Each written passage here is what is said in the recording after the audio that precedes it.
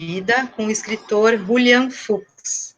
Obrigada, Julian, pela participação aqui nesse nosso bate-papo. Também agradeço quem está acompanhando aqui essa live hoje. Eu tenho 2 recadinhos já para começar, que é, em função da pandemia, o Prêmio Jabuti adiou as inscrições. Então, até o dia 29 de maio, os autores, as editoras, podem fazer a inscrição pelo site, também todas as informações sobre o prêmio estão lá, no prêmiojabuti.com.br. E tem também um recado que é para quem quiser comprar os 2 últimos livros do Julian, A Resistência e a Ocupação, no site da Companhia das Letras, até o final desse mês, tem 30% de desconto, tem que usar o cupom que é Julian30, com letra maiúscula. Então, para quem tiver interesse aqui, estiver acompanhando, ainda não leu nenhum desses 2 livros, a Companhia das Letras fez essa promoção. Julian, tudo bem? Boa tarde. Como é que você está? Boa tarde. E aí, Mariana, tudo bem? Boa tarde a todos, quem quer que esteja por aí.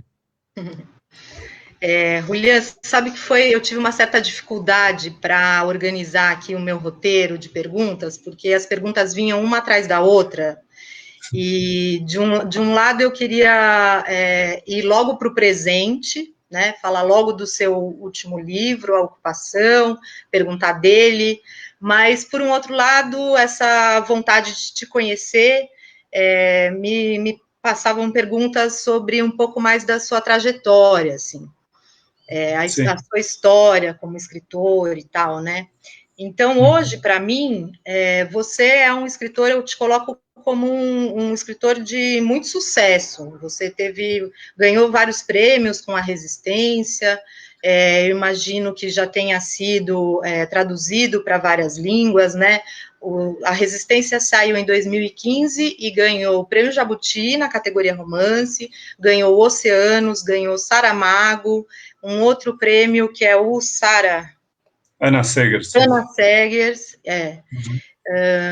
e hoje a ocupação já veio um pouco pegou carona nisso, assim, Julian tem que ler, é um escritor contemporâneo com uma qualidade já tem um reconhecimento. Mas eu imagino que não tenha sido sempre assim, né? E que você, não sei como é que foi. Daí essa minha curiosidade, então eu queria começar por aí, assim. Como é que foi a publicação do primeiro livro? Como é que foi o começo da sua carreira? Não, de fato, acho que a grande diferença, é claro que os prêmios da Resistência foram uma surpresa grande e mudaram bastante a trajetória do próprio livro, mas de partida, em A Resistência já foi uma diferença porque o livro começou sendo muito lido, né? O que mais marcou num primeiro momento foi um boca a boca, uma progressão, essa vontade um pouco compartilhada de ler, que para mim foi um elemento muito lisonjeiro desde o princípio. E era, para mim, uma total surpresa, porque nos livros anteriores eu em nenhum momento tinha qualquer pretensão de alcançar muita gente, de ser um escritor que comunica, que vende, de funcionar também comercialmente. Era uma coisa, eu me colocava em outro lugar, eu me via de outra maneira. O livro anterior, meu romance anterior, que é meu primeiro romance, antes eu tenho livros de outro tipo que eu posso tratar muito rapidamente, mas meu romance anterior, que chama Procura do Romance, ele é bem denso, bem árido. As pessoas, até quando leem A Resistência, muitos foram ler Procura do Romance e descobrem um autor um pouco diferente disso, né? Com outra disposição e apresentando outro tipo de dificuldade para o leitor. Eu ainda valorizo aquele livro, eu acho que ali eu tinha razão de ser aquilo que eu estava fazendo, mas foi totalmente diferente. Eu me via como esse escritor, acreditava que podia ter alguma projeção, crítica, sobretudo, mas naquela divisão que hoje existe muito menos, que é essa relação autor de público e autor de crítica, livro apto para o público, livro apto para a crítica, eu me via muito mais no campo da crítica, né? Até porque eu sou crítico literário. Você faz crítica. E boa parte da minha escrita, e aí já posso falar dos livros anteriores ao Procura do Romance, também é ligado a um elemento acadêmico. Meu livro anterior, História de Literatura e Cegueira, é o meu trabalho de conclusão de curso em jornalismo, sobre escritores que ficaram cegos. Então, uma espécie de reportagem, mas já com muitos elementos ficcionais, como Borges, João Cabral, Joyce, alguns escritores cegos. E já Depois, foi publicado. Esse era um trabalho de conclusão? eu escrevi em 2004 como um trabalho de conclusão de curso de jornalismo, e ele foi publicado alguns anos depois, em 2007, pela Record. Nossa. E também já foi uma surpresa, porque ele foi finalista do Jabuti, foi finalista do Portugal Telecom, ou seja, foi uma trajetória boa para um trabalho de conclusão também, e para um livro que não tinha essa pretensão. Mas era isso, exigia um certo conhecimento de literatura, um leitor que não era um leitor completamente desavisado para chegar no livro, para que tivesse interesse em ler. Meu livro anterior é um livrinho curto, bem mais modesto, menos ambicioso, que era de contos curtos, que eu publiquei pela Sete Letras em 2004, aí sim. Enfim, essa é basicamente a minha trajetória, de frente para trás. Sim. E você também tem uma carreira acadêmica, né? Você fez mestrado, doutorado. É isso. Paralelamente, eu sempre pensei a literatura, eu chegava à literatura e à disposição de escrever pensando criticamente a literatura. Então, lendo autores, estudando esses autores, por isso escrevi sobre os tais escritores cegos, que eram autores que eu admiro muito, né? Joyce, João Cabral e Borges, autores gigantescos, e quis escrever um pouco a maneira deles. Então, cada capítulo sobre um deles é uma espécie de perfil escrito com o estilo deles, né? Um estilo emulado do estilo deles. Essa era a graça para mim da escrita, foi para mim muito produtivo escrever. Depois, Procura do Romance, eu estava estudando a questão da morte do romance, da tão alardeada morte do romance, da impossibilidade de narrar. Eram questões teóricas que me moviam e que eu quis dar em algum momento duas respostas. Uma resposta na forma de uma dissertação de mestrado e outra resposta narrativa mesmo. E mesmo quando eu chego nos romances mais recentes, na Resistência e Ocupação, a questão da autoficção é justamente o que eu tenho estudado, são os autores de quem eu tenho me aproximado, ou seja, a minha forma de escrever é também uma resposta ficcional ou narrativa a algo que está me movendo como crítico, que está me fazendo pensar. É uma pesquisa sua, né? O quê? É uma pesquisa, né? Em parte é uma pesquisa e o produto literário é também um produto dessa pesquisa. E a resistência, você não coloca então como um marco, assim, né? Você fala que alcançou aí um público mais amplo e tal, mas foi uma obra que foi bastante recebida como um livro que propunha uma resistência no momento, né? 2015, Brasil já se sendo envolvido por essa onda autoritária, né? Você imaginava essa recepção? Tem um elemento que partiu de mim. O livro é mais político do que os meus livros anteriores. Ele tinha já essa disposição de pensar um tipo de militância possível para o nosso tempo, já que trata de uma adoção, sim, mas trata também de pais militantes e exilados no Brasil, e uma reflexão do filho sobre qual a possibilidade de militância hoje, que tipo de ação a gente tem ainda em vista quando qualquer possibilidade de luta armada já é absurda, completamente contrária à nossa sensibilidade. Então, que tipo de ação política é possível hoje? Só que isso era um elemento presente ali, estava lá, mas não era, talvez, essencial na composição do livro. O livro era sobre adoção, era sobre o meu irmão, então tinha como foco outra coisa. E, inclusive, aí vão entrando nos elementos casuais. O título original não era a resistência. O título original era O Irmão Possível, uma referência à questão da adoção. A questão da adoção era a questão central do livro. Por quase o acaso, de novo, o Chico Buarque tinha publicado 6 meses antes do Irmão Possível, ele publicou O Irmão Alemão. A editora achou que esse título ficava inviabilizado e me convenceu a escolher outra coisa. E eles me ofereceram numa lista, o Leandro Sarmatz, que é o meu editor na época, foi quem criou essa lista de outros títulos possíveis. Eu estava rejeitando quase tudo, porque não conseguia me desapegar, o título que eu tinha tido durante 3 anos de escrita.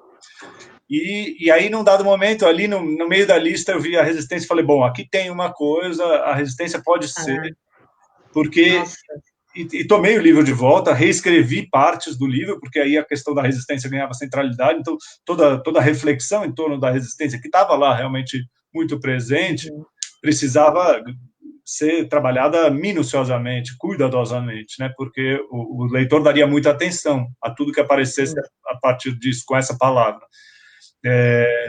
E o livro sai em 2015, já naquele processo golpe, né? Vertiginoso político no Brasil. No ano seguinte foi o ano do golpe, justamente, do tão questionável impeachment. O livro foi, então, muito recebido, muito lido nesse período. O Jabuti foi nessa época, teve no Jabuti um Fora Temer que me foi completamente inevitável, e aí as coisas se associaram completamente, né? Esse escritor como um escritor político, como um escritor engajado, e estava lá, isso era parte de mim, sempre foi, mas ao mesmo tempo não era tão à flor da pele, não era tão na superfície do que eu vinha fazendo. E a decisão foi, então, se eu fui convidado a participar desse debate, porque desde então, tendo escrito esse livro, A Resistência, a pessoa me convida para falar de literatura e de política, muitas vezes. E eu assumi isso como uma coisa que me é benquista, que me é bem-vinda, que nesse momento é inevitável, né? Quanto que a política se tornou parte entranhada da nossa vida e a gente não consegue se desvencilhar disso. Então, e nem quer se desvencilhar disso. É parte de um cotidiano que seria absurdo você apagar de vez no momento de fazer literatura.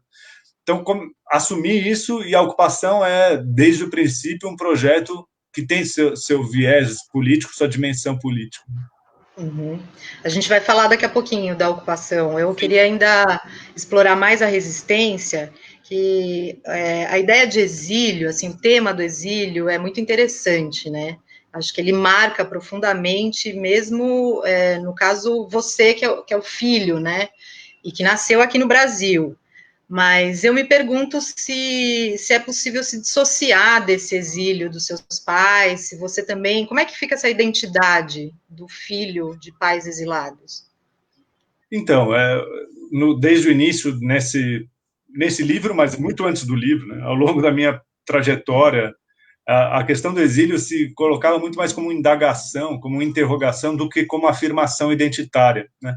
Eu nunca me identifiquei no exilado, porque eu nasci durante o exílio dos meus pais, eu convivia com uma comunidade vasta de exilados que se tornaram meus primos, basicamente, os amigos dos meus pais que estavam por aqui, uma comunidade argentina, sobretudo de psicanalistas argentinos, que é vasta e que é unida.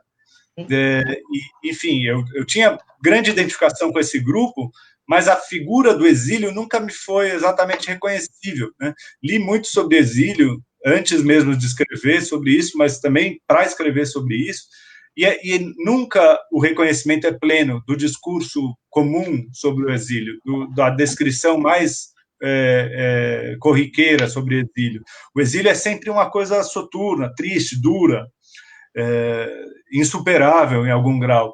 E é claro que essa dimensão existe e pode existir para os meus pais. Só que para eles também, em certo sentido, eles demoraram muito para sair da Argentina, enfim, demoraram muito no sentido de que passaram alguns anos de dificuldade séria, de perseguição, de muito risco, e no momento que chegaram ao Brasil, chegaram com uma libertação também. Eles não estavam sendo exatamente só privados da sua terra natal. Eles estavam também, finalmente, chegando ao lugar onde a coisa se distendia um pouco, se dissipava um pouco nas tensões. E esse caráter mais solar do exílio estava presente na minha casa. Eles falavam do exílio ambivalentemente, como um problema e como uma solução. as duas coisas simultaneamente. E para mim se colocava assim, por isso eu me perguntava muito e continuei lendo e lendo a respeito. E quando fui escrever a partir desse processo de interrogação, né? Inclusive por como isso chega a mim. O filho de exilado é um exilado, quem nasce durante o exílio dos pais é um exilado. Eu nasci no Brasil, posso considerar que fui privado de uma outra terra, ou a minha terra é esta e acabou. E isso também, uma indagação transferida para o meu irmão, que nasceu lá, alguns 5 anos antes de mim, nasceu lá e veio para o Brasil com 6 meses de idade. Então, ele sim é um exilado por ter nascido lá e por ter deixado o país. Então, essas nuances nunca me pareceram passíveis de respostas únicas, afirmativas, taxativas. Tá. Deixa eu ver, eu acho que tem alguém, tem o Hélio Belotto Júnior, tem uma pergunta aqui para a gente. Eu vou ler aqui. Julian, em alguma entrevista você disse que existe uma certa continuação de A Resistência na ocupação. Podemos perceber que existem certos momentos que retoma a conteúdo tratados na resistência. Podemos esperar um novo livro, daí ele coloca, entre aspas, continuação de A Ocupação?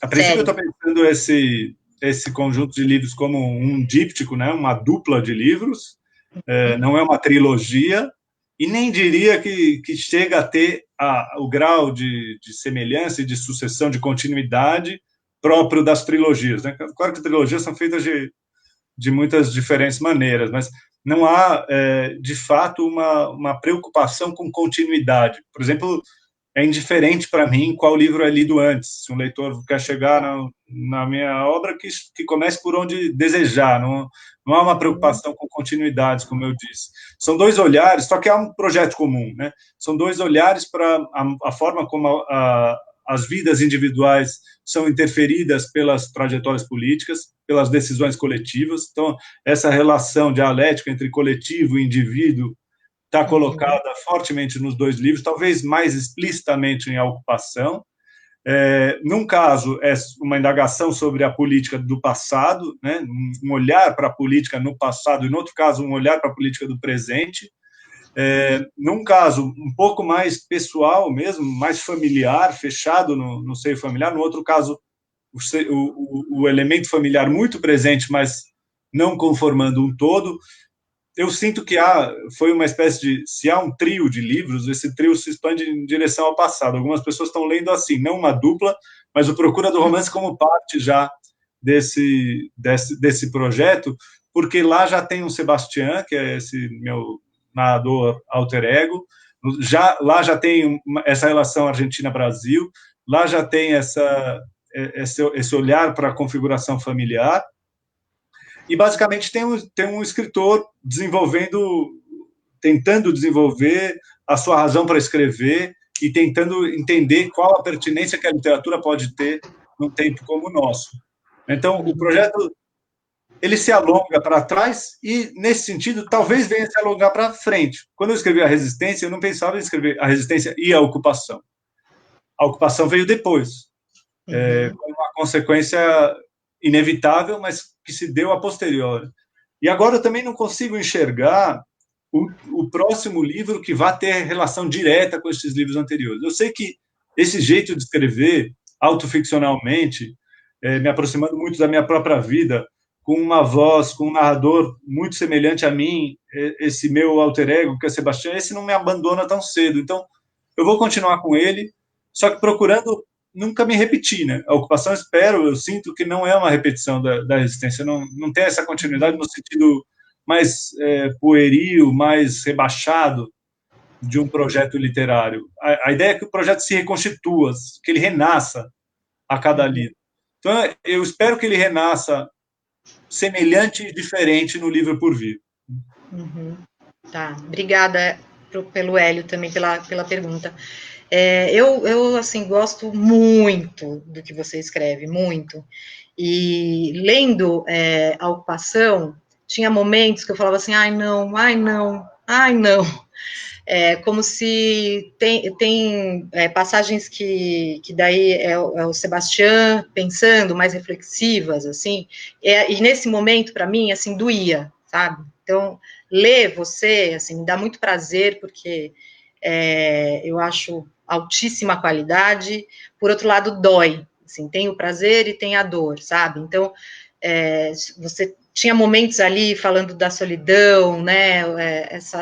A personagem lá do pai, né? O pai doente, que, putz, para mim é isso, assim, dói. Tem momentos ali que dói. E daí, quando passa essa dor, eu falo, ai, que bom, não, então vamos lá na trama, vai, Julia, na trama, sabe? Daí, daqui a pouco, pá, dói de novo. E eu acho que é um pouco esse jogo, assim, dessa esfera né, na ficção, dos personagens, assim, do íntimo com o social, né, quando explode, né, é o íntimo, mas tem uma explosão ali que vai mesmo para essa outra dimensão, né, da vida em sociedade, assim. Você vê o intelectual como falando especificamente também desse momento nosso, né, agora, como um agente de mudança nesse momento? Assim, escrever uma arma, não sei. Então, eu sinto que neste momento é completamente, como eu dizia, completamente inescapável tratar dessas questões, ao menos para mim, né? Não se trata de um imperativo para os outros, mas tem o sentido coletivamente, me aproximando dos outros, tem o sentido que há um desejo e uma disposição de abordar questões muito presentes, muito centrais na nossa experiência cotidiana, e essas questões estão atravessadas pela política nos anos mais recentes no Brasil, né? Talvez não só no Brasil, há um sentido de urgência, há uma atenção maior e uma tensão efetivamente em vários cantos do mundo em simultâneo. Então, vejo a literatura tratando de dar respostas a este momento. Não é mais... É difícil a gente projetar outros momentos e outras disposições literárias em outras épocas, mas sente-se que em outros tempos era mais possível esquecer de tudo que está acontecendo aqui, se isolar em uma outra realidade, que é a construção do próprio livro, e esse projeto ser muito válido. Ainda é, mas é muito mais difícil para um escritor esquecer esse grau de intensidade de tudo que nos cerca e criar a sua ficção fantasiosa numa direção completamente diferente. Então, esse momento nos convoca, é o que eu sinto, nos convoca a dar uma resposta a isso tudo. Agora, a sua leitura também me parece muito significativa, muito precisa do que foi a escrita de ocupação, porque, em parte, o tempo todo nesse processo, eu sentia o temor dele se tornar pesado demais, o livro se tornar pesado demais, soturno demais, duro demais, triste. Era na configuração do projeto, quando eu fiz, eu vou evocar 3 núcleos distintos, um núcleo familiar e a tentativa de engravidar, um pai no hospital e o núcleo da ocupação de moradores sem teto. Eu fui vendo aos poucos que aquilo ali caminhava muitas vezes, as 3 tramas caminham por caminhos dolorosos, né? A dor estava em questão, o sofrimento estava em questão no livro todo, e também certa onipresença da ruína, ou do sentimento de ruína, do sentimento de perda, que é um sentimento que nos visita com muita frequência neste tempo, me parece. Só que também, porque eu identifiquei isso cedo no processo, inclusive me detive por isso, foi um livro, entre outras razões, mas foi um livro que eu escrevi com momentos de paralisia, com momentos de retração, de afastamento, e então voltando. Eu sempre escrevo assim, mas nesse caso foi talvez durante mais tempo. Eu precisava resolver algo dessa configuração e acho que, em parte, consegui que não fosse totalmente soturno, que não fosse um livro negativo, que não fosse um livro pessimista. Quem me conhece fora dos livros sabe que eu não tenho nada disso. Assim, eu não me sinto nem um pouco um sujeito pessimista. Pelo contrário, eu tento, ao máximo,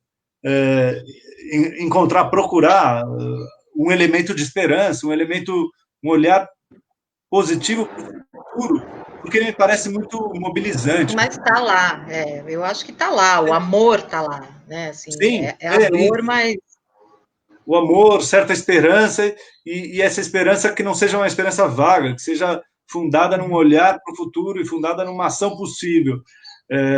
E é isso que eu desejo que o livro seja. Se ele é ou não, eu não sei, mas eu desejo que ele seja, e eu sinto que é a única maneira de preservar uma utopia, de preservar um olhar utópico, né? Você conseguir guardar um espaço para a esperança e para o otimismo, porque senão a gente chafurda nessa perdição que é o tempo presente e não consegue sair.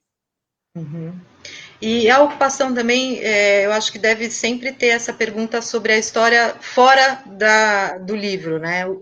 É fruto de uma residência, esse lugar, esses personagens, você entrevistou, esteve lá, né? Você podia Sim, contar um pouco dessa origem? o livro, assim como a Resistência, que não tinha esse título originalmente, a ocupação não era a ocupação, chamava Os Olhos dos Outros, tinha uma disposição de olhar para a alteridade, né? Ainda pela autoficção, mas um processo, como eu disse, saindo, não sei se cheguei a dizer isso ou não, mas expansivo, saindo de mim mesmo em direção ao outro.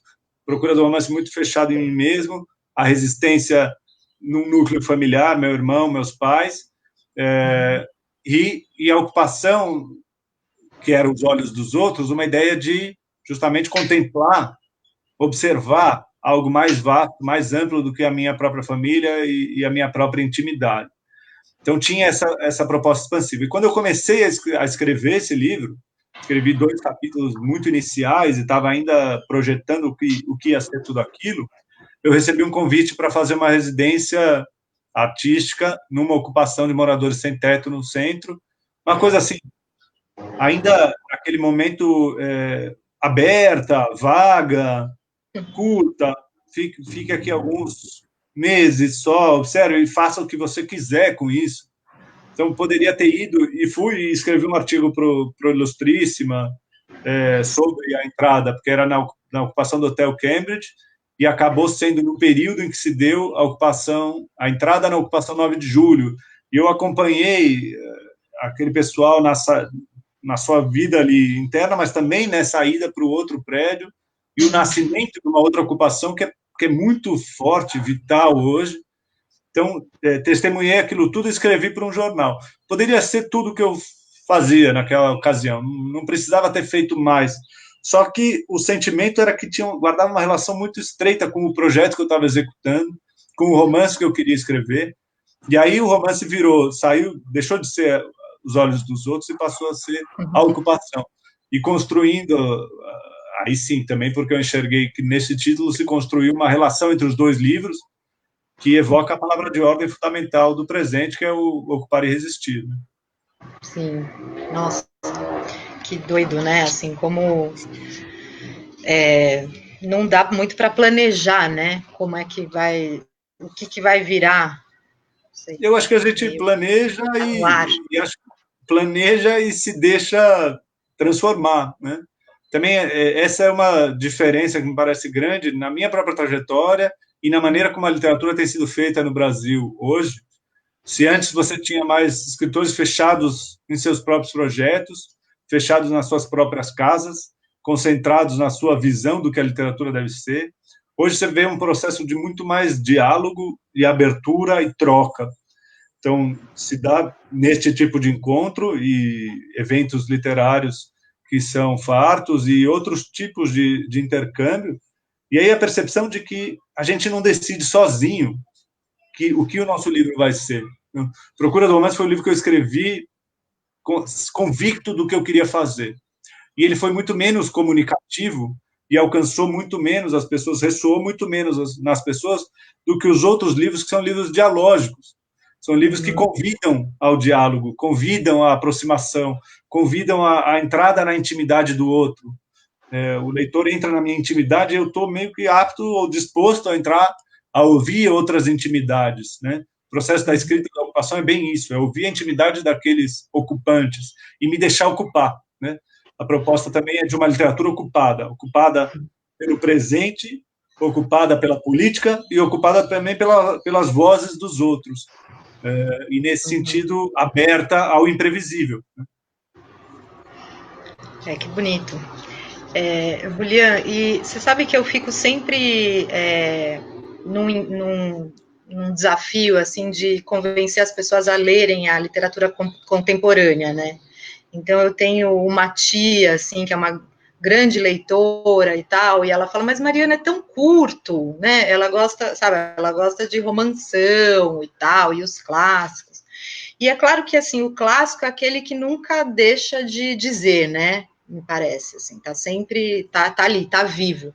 Mas tem algo no contemporâneo, né? E aí, lendo os seus livros, assim, o diálogo é imediato, né? Eu queria que você me ajudasse um pouco a construir, assim, sabe, um engajamento pela literatura contemporânea, assim, o que é que ela traz que no clássico você não tem, sabe? Que é uma conversa ali que é no aqui e agora, né? Sim, eu concordo plenamente. Acho que tem, de fato, se você quer ler boa literatura, é muito mais fácil você ir atrás de algo consagrado no tempo, né? Que se assentou, que foi chancelado por gerações e gerações, ok? Essa literatura tende a ser de mais qualidade mesmo, né? Ela foi selecionada para que resultasse assim. Claro que muita coisa boa ficou de fora dessa seleção, é claro que essa seleção é toda enviesada, ela é canônica nos seus defeitos também, ela é, enfim, muito masculina, muito europeia, muito tem um olhar muito domesticado, e acho que por aí a gente já começa a pensar que méritos pode ter a literatura contemporânea em relação a isso, né? É uma literatura viva, é uma literatura em diálogo constante com o outro e com o próprio leitor. É uma literatura que responde a essa preocupação, inclusive, da sua tia leitora, né? Ela busca a sua pertinência, ela discute a sua pertinência, ela se coloca mais francamente diante do leitor, e apresenta alguma possibilidade de solução, mas também os seus problemas, né? Então, é um discurso que se faz, muitas vezes, mais transparente e constrói relações de outra natureza com esses leitores, né? Agora eu estou falando também do elemento da autoficção, dessa dúvida que se cria, e se cria em tantos livros simultaneamente entre isto aconteceu ou não aconteceu, essa vida foi assim ou não foi assim. Não é mais o pacto ficcional de eu entro porque eu gosto da brincadeira e finjo que acredito no que o escritor finge ser verdade. Essa brincadeira se complexificou, amadureceu em tempos recentes, mesmo que esses livros possam não ser melhores que os clássicos, a brincadeira está mais madura e ela é levada em lugares Né? provocativos, mais sofisticada mesmo. E não se trata de um jogo intelectual, não se trata de uma preocupação de escritores, se trata da reconfiguração dessa relação, da relação autor-leitor. Há novos matizes nessa relação. E se esses leitores que apreciam só os clássicos se abrirem, se deixarem tocar por essa provocação, pode-se criar uma relação muito, muito viva, muito, não sei, carregada de sentidos. Sim, verdade.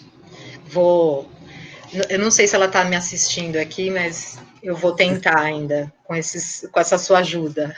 Eu tentei. Vamos ver o que acontece. Isso. Deixa eu ver aqui. Você agora também está escrevendo semanalmente para o UOL, né? Às sextas-feiras tem uma coluna sua. Oi? Agora migrou para os sábados, aos sábados. Agora sábados.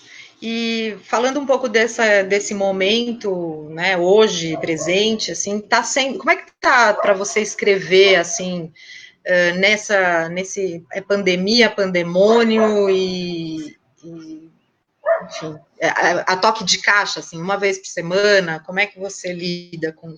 Temos assunto, né? Bom, eu estava num momento bastante desafiador. Eu tenho duas filhas pequenas, né? Uma de quase 3 anos, outra de 6 meses. A gente estava aqui, eu e minha mulher, batalhando com as duas meninas sem escola, sem respiro, sem descanso, e falando como que a gente vai fazer para que esse período não seja de parentalidade total e integral. E foi nesse momento que eu falei, eu preciso me obrigar a fazer alguma coisa, porque se for deixar por conta da escrita de ficção, de literatura, num momento que, inclusive, eu nem estou com um projeto, tomo meu tempo, quando termino um livro, tomo meu tempo e não começo o outro de imediato, porque para pensar bem o que eu quero ou preciso escrever, né? Então, não estou com um projeto imediato em andamento e percebi que, assim, me afogaria na parentalidade integral se não saísse. E esse sair deve ser entendido em todos os sentidos. Eu criei essa coluna como uma espécie de sair da minha própria casa, sair desse universo tão fechado, abrir uma janela de outro tipo para o mundo, e tem funcionado muito fortemente assim, porque, de novo, surge diálogo, leitura, leitores presentes, comentando, aprofundando pensamentos. Eu vou testando também pensamentos ali, né? Ideias que não são uma coluna, não são as ideias mais consolidadas, é diferente de um livro em que você calcula precisamente cada palavra e o sentido que ela vai ter. Ali na coluna, o exercício é o mesmo, só que não há a ação do tempo para a gente repensar tomar outro viés. Então, há uma abertura para o erro também, que me parece rico. É um exercício que eu nunca tinha feito, me obrigar a escrever semanalmente algo, e para mim tem sido, neste momento, um gosto, um prazer. E falando mesmo da pandemia, tem uma passagem na Ocupação que o Sebastião diz estar perdido em notícias. Oba, meu cachorro, peraí. Ele diz estar perdido em notícias incontáveis sobre a mais recente convulsão nacional, dramática e efêmera como as demais, a compor e a ocultar o quadro maior, o retorno paulatino do país ao seu passado autoritário. E depois tem uma outra passagem que ele fala: nosso dicionário, nossa enciclopédia, nosso receituário, nosso atlas, tudo envelhecera de um momento para o outro. Tudo fora esquecido, as páginas todas intocadas, amareladas, cobertas de poeira. Talvez tivéssemos nos tornado analfabetos em nosso idioma íntimo. Me pareceu que você estava falando assim hoje, sabe? Que esse narrador está aqui falando desse momento da pandemia, assim. Para quem escreve ficção, você acha que vai ter esse momento agora marca um antes e um depois? Quer dizer, se você estivesse escrevendo um livro que você já viesse escrevendo, nesse momento você teria que jogar fora, porque não dá mais para olhar daquele mesmo jeito? Você acha que marca? Eu tenho conversado bastante com outros escritores, esse é um sentimento frequente, né? Para muita gente, não posso mais continuar no meu projeto, não consigo não assimilar tudo isso e internalizar o próprio livro, e o livro passa a ser sobre pandemia, sobre quarentena, sobre coronavírus, vão pululando essas palavras em livros que, a princípio, nada teriam a ver com isso. Eu acho, sinceramente, estranho. Por um lado, sinto que é um alívio não ter um projeto em andamento, e por isso não precisar adaptar ou me questionar fortemente. Sempre que eu estou escrevendo, eu sou atravessado por inúmeras dúvidas e hesitações do que estou fazendo. Não sou um sujeito tão convicto assim, fechado no meu próprio projeto. Pelo contrário, o processo de escrita para mim é de autocrítica constante, autoindagação, né? Mas então entendo que eu também estaria vivendo isso. Mas já que não estou vivendo, eu sinto que também não é para ser levado às últimas consequências dessa noção. E, em parte, um dos primeiros textos que eu escrevi na coluna é justamente dessa... Se eu vinha falando, defendendo sempre que a literatura não pode, neste momento, abdicar do presente, esquecer do presente, o presente é intenso demais e nos atravessa e acaba chegando e ficando presente, mas também não pode acontecer um inchaço absoluto do presente e achar que a gente não tem um futuro sem pandemia, não tem um futuro sem coronavírus, e não tem um passado sem pandemia e um passado sem coronavírus, que também merecem ser pensados, contemplados, escritos, né? Então, de fato, não acho que a escrita sem pandemia perca a pertinência. Ela é fundamental. Acho, pelo contrário, que a gente tem que tem que conseguir extrapolar isso, a gente tem que conseguir pensar além deste momento. Este momento ele nos torna um pouco míopes, né? Ele é tão forte, ele é uma lente tão poderosa na frente dos nossos olhos que ele nos torna míopes para o futuro e míopes para o passado. Que é importante a gente se livrar dessa lente e enxergar além, né? Existe um futuro por vir. Às vezes, na própria maneira como as pessoas falam, isso se desbarata, né? A gente pensa, o novo normal. O novo normal é uma normalidade que vai durar pouco tempo. Não é necessariamente muito pouco tempo.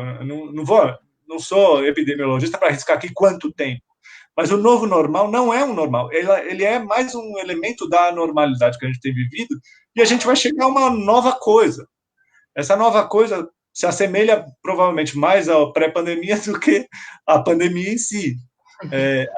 A gente vai numa outra direção que vai deixar para trás tudo isso. Isso tudo vai se converter em passado. E não faz sentido achar que este passado é fundamental e insuperável em literatura. Vários artigos foram escritos, por exemplo, li artigos de hoje associando com o sentimento nos Estados Unidos, por exemplo, de 11 de setembro. Como fazer literatura sem 11 de setembro, logo depois de 11 de setembro. E no Brasil, a gente poderia, a quantidade de acontecimentos históricos recentes, então, maio de 2013, como escrever um livro em 2014 que não incorporasse maio de 2013, digo, junho de 2013, agora estou confundindo até mês, junho de 2013, e aquelas manifestações, e aquele processo, ou o impeachment, ou, enfim, a eleição do Bolsonaro, como escrever literatura sem isso? Mas pensando em retrospectiva, agora a gente acha fundamental que os livros tenham falado de junho de 2013, tem sido, inclusive, tão convulsivo o presente que uma coisa atropela a outra e a gente muda de assunto em nome do próximo assunto presente. E esse, algo do trecho que você leu, dessa convulsão nacional dramática e efêmera como as demais, eu falava disso, eu queria falar disso justamente. Discutir essa palavra efêmera, porque as pessoas estavam me diziam, não, os leitores primeiros do livro, essa crise não é efêmera, essa crise está instalada. Ok, mas essa crise não efêmera, ela é feita de sucessivas crises efêmeras que nos cegam para um quadro maior, né? E aí ajustei a frase para que ela dissesse algo bem próximo disso. Sim. E, Julian, eu vi num vídeo, acho que é daquele projeto seu com o Mia Couto, né, o Rolex, eu vi você com um caderninho, assim, na escada, escrevendo à mão. Você escreve à mão? Você preza, assim, a escrita, o gesto, a mão?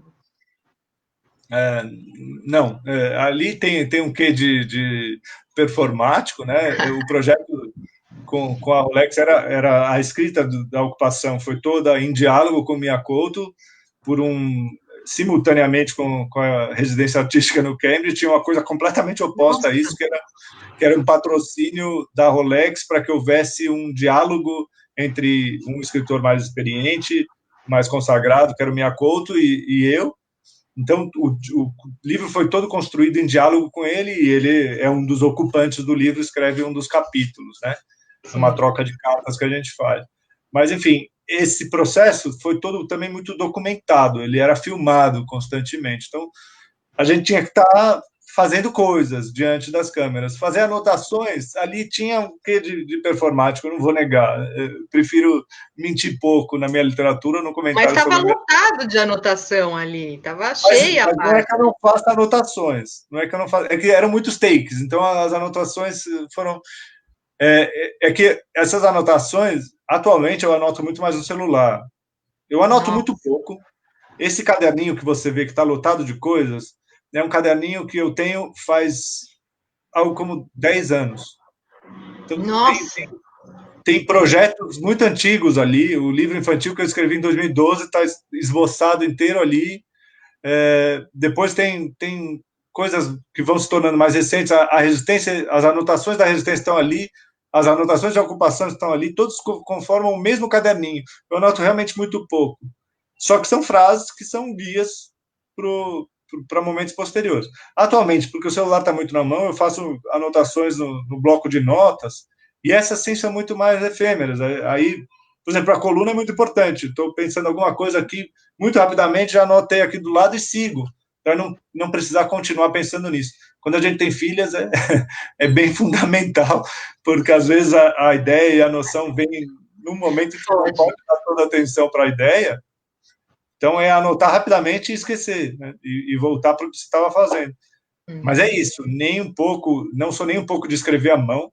A escrita, para mim, é a escrita e edição simultâneas do computador. Eu acho que eu seria um escritor completamente diferente se escrevesse à mão, porque a escrita à mão requer certa fluência, né? Certa fluidez do texto.